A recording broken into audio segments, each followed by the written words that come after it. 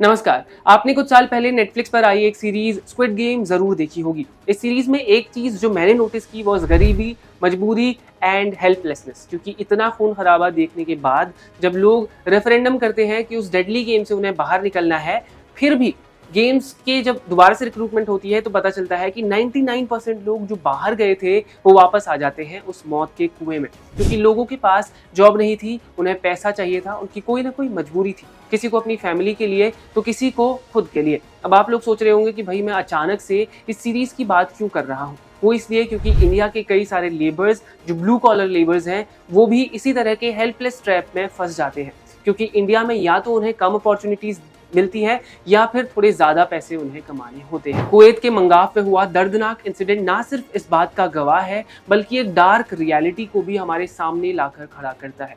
क्योंकि कोई कितना भी कहे कि भाई मिडिल ईस्ट ने इंडिया में आने वाले रेमिटेंसेस के मामले में यूएस को पीछे छोड़ दिया है और इंडिया के लिए मिडिल ईस्ट बहुत बड़ा पार्टनर बन रहा है in businesses, in setting up new stores and even in human resources. पर जिस इनह्यूमेन कंडीशंस में ये ह्यूमन रिसोर्सेज काम कर रहे हैं वो सबसे बड़ा सैड पार्ट है इस पूरी पार्टनरशिप का। हर साल कई सारे स्किल्ड और semi skilled Indian labour seeking countries जाते हैं। सिर्फ तेलंगाना से ही साल 2023 में 10,000 लोग मिडिल ईस्ट माइग्रेट किए थे in the search of jobs and new opportunities. Haryana, Uttar Pradesh, Gujarat और बाकी स्टेट्स का भी कुछ ऐसा ही हाल रहा है। साल 2022 में मिनिस्ट्री ऑफ एक्सटर्नल अफेयर्स की तरफ से एक अनस्टार्ट क्वेश्चन के जवाब में कहा गया कि मिडिल ईस्ट की 7 countries Bahrain, Kuwait, Oman, Qatar, Saudi Arabia और यूनाइटेड अरब एमिरेट्स में टोटल 87,51,086 इंडियन माइग्रेंट वर्कर्स काम कर रहे हैं। अब जरूरी नहीं है कि सभी की कंडीशंस एक जैसी ही हो, पर मैक्सिमम जो वर्किंग क्लास है, जो ब्लू कॉलर वर्कर है, जो मैनुअल लेबर्स हैं, जो काम करना चाहते हैं पर जिनके पास कोई संसाधन नहीं है, कोई रिसोर्स नहीं है, but to go there and work for the sake of their family and खुद के पेट के लिए। यूरोपियन कॉलोनियलिज्म खत्म हो चुका है पर hopeless and desperate Indian labour की जो वर्ल्ड वाइड मांग है वो कभी खत्म नहीं हुई है।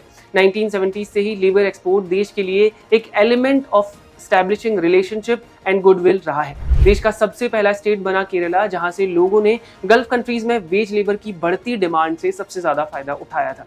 गल्फ से आने वाले रेमिटेंस ने न सिर्फ इंडस्ट्रियली बैकवर्ड केरला की इकोनॉमी को मदद किया but it became an important source of foreign exchange for the economy as whole. जैसे जैसे लोगों में अवेयरनेस बढ़ी और बेरोजगारी ज्यादा से ज्यादा हुई तो ज्यादा से ज्यादा लोगों ने लेबर सीकिंग इकोनॉमीज में जाना शुरू किया और वहां की हॉरिफिक कंडीशंस में काम करने के लिए वो लोग मजबूर हुए। अभी रिसेंटली शुरू हुए इजराइल और हमास वॉर के बीच कई सारे इंडियन वर्कर्स इजराइल गए।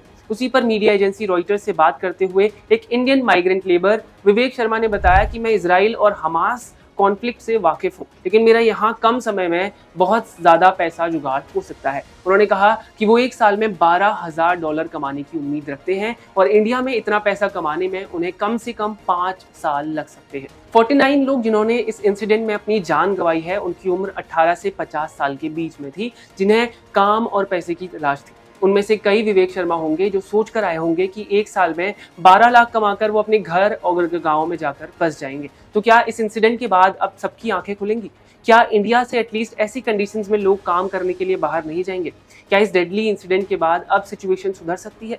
नहीं, ये कई सालों से ऐसा ही चलता आ रहा है और आगे भी शायद से ऐसा ही चलेगा। क्योंकि जब तक हमारे देशों में लोगों को काम नहीं मिलेगा और कहीं और उन्हें ज़्यादा पैसा कमाने की अपॉर्चुनिटी दिखेगी, knowing that you have a family to feed, और आपके पास अपॉर्चुनिटी भी है कि आप बाहर जाओ और इस आस में कि एक दिन आप या तो अपने परिवार के साथ वहाँ सेटल हो जाओ या फिर अगले साल जब घर आओ तो अच्छा पैसा लेकर साथ में आओ, तो आप क्यों नहीं जाओगे? आप हमें बताएं कि इसके क्या सॉल्यूशंस हो सकते हैं, इस पर सरकार और बाकी स्टेक होल्डर्स क्या कर सकते हैं। फिलहाल इस वीडियो में बस इतना ही। बने रहें क्विक इंडिया के साथ। धन्यवाद।